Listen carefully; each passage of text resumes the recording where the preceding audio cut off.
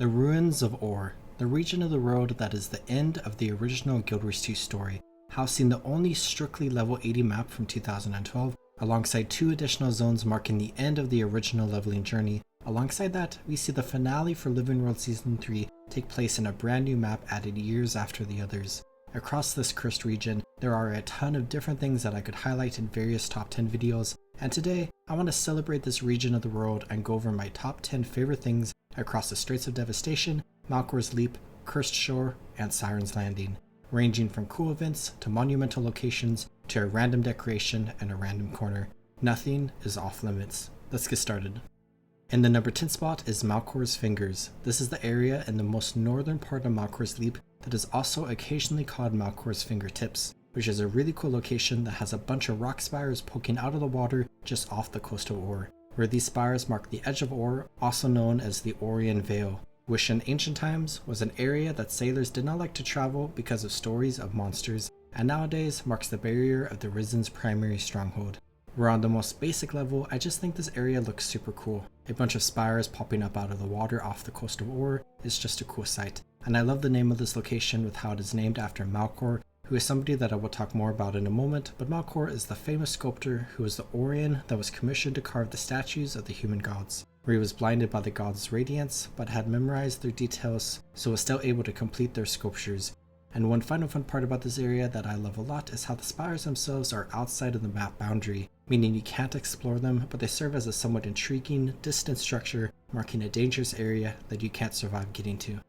In the number 9 spot is the wreck of the Saehrimnir. I hope I said that right. But this is a ship located in Desmina's Hollows, which is a cool location named after Desmina, who is Grent's first follower, where there are a ton of old, crashed ships in this area of the world, including the Death's Anthem, which is where the grounded mini-dungeon takes place. But this ship is home to Captain Ramka and his crew, who is a legendary Norn sailor that anyone who has done the Ramka's Final Voyage story mission during Chapter 8 of the personal story will know about. Where on a very fundamental level, crashed ships in Or are cool given how this landmass was raised out of the ocean by Zaitan following its sinking by Vizier Kilbran. But then a story about a legendary Norn sailor is very cool, given the fact that there aren't too many Norn sailors in the game. But then the story of Ramka himself is very cool, because for anyone who hasn't played the Norn personal story, you have the option to pick that you lost a family heirloom, Ramka's horn. Yes, the same Ramka as the one we have been talking about, meaning that if you pick that option, Ramka, this ghost in the Cursed Shore, is your ancestor, which is a really cool idea.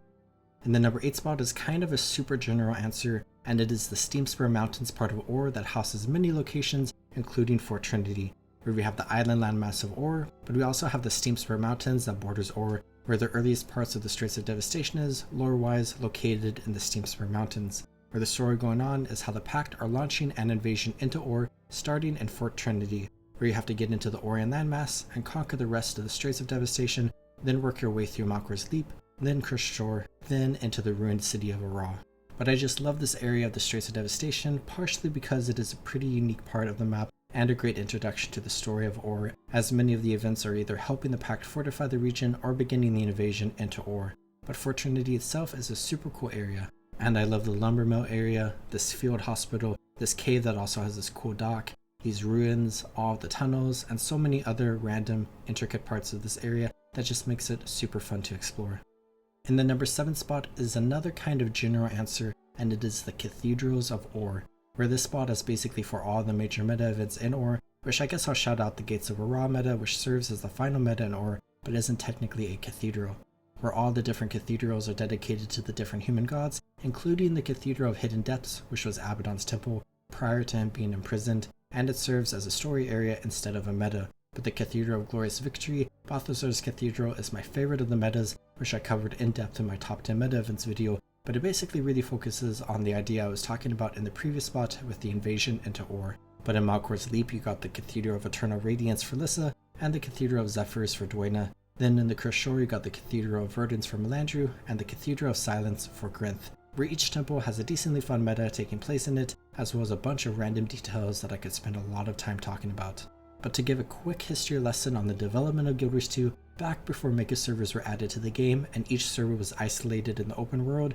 we could see the cathedrals play a very cool part in Or as a whole, where you have these 5 different temples that are each a part of a meta event where each one corresponds to one of the human gods. but you also got a wide variety of different statues across Or that correspond with the human gods, where if the statues are active, they are a pretty dangerous area for adventurers and you have to be careful around them. But if your server claimed the Cathedral one of the gods, such as Balthazar's, every single one of the corresponding statues across all of Or would be deactivated, such as all of Balthazar's. Where this was a really cool idea where the success or failure of a meta in the Straits of Devastation would have an impact on an adventurer in the Cursed Shore. Nowadays, it's entirely IP and map based, where if the cathedrals in a specific map are captured, then the statues in that map will be captured as well, without any impact on any other map or IP of the same map.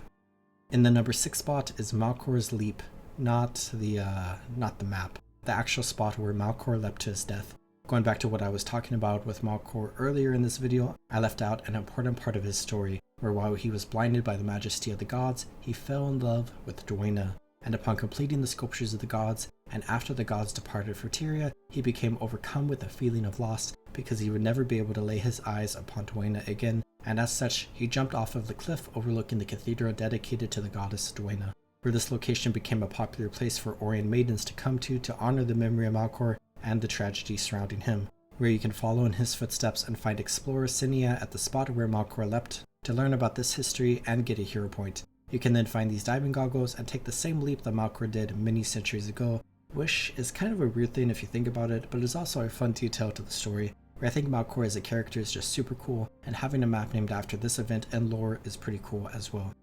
And the number 5 spot are the Skyboxes in all of the maps, where this is mostly going for the 3 core maps in the game, but to quickly look at Siren's Landing, it's pretty solid. It's got some decent clouds and details in the sky, but I do love the Skyboxes of the Straits of Devastation, Malchor's Leap, and the Cursed Shore a lot more. All 3 maps feature a really cool detail, which is the aerial battles going on across Or, where the Pact aboard their airships are doing battle with a ton of risen dragons that are roaming the skies, which you can see this battle take place from the ground and see all the details going on. Outside of those fun details, the Straits of Devastation is pretty similar to Siren's Landing, but is a lot more golden on the eastern end when you're in the Steamspur Mountains, while it darkens as you enter Or. Malchor's Leap is also pretty dark, but it has a lot of purple and blue in the sky, which is absolutely beautiful. And my favorite of the 3 is Cursed Shore. It is an absolutely beautiful golden sky with a ton of fun details in it, but you also have 2 massive